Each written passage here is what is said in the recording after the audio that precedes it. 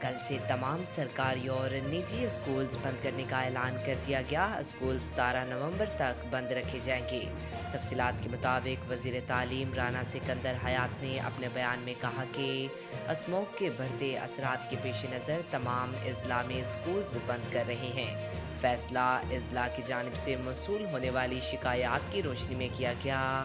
صوبائی وزیر کا کہنا تھا کہ تعلیمی نقصان کا احساس ہے، مگر تعلیمی ادارے بند کرنے کا اقدام مجبور اٹھا رہے ہیں۔ انہوں نے کہا کہ بچوں کو مہلک اثرات سے بچانے کے لیے یہ انتہائی فیصلہ کرنا پڑا۔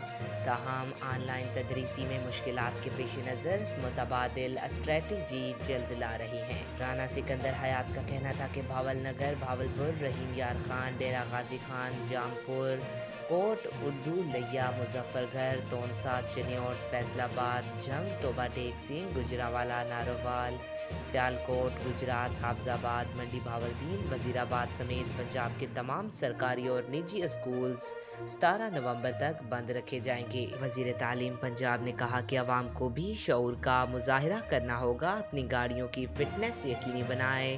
انسداد اسموگ کے لیے اپنے طور پر کیا جا سکتا ہے، کم از کم وہ تو کریں۔ حکومت بچوں اور عوام کی سیفٹی کے لیے اقدامات کر رہی ہے، عوام تعاون کرے۔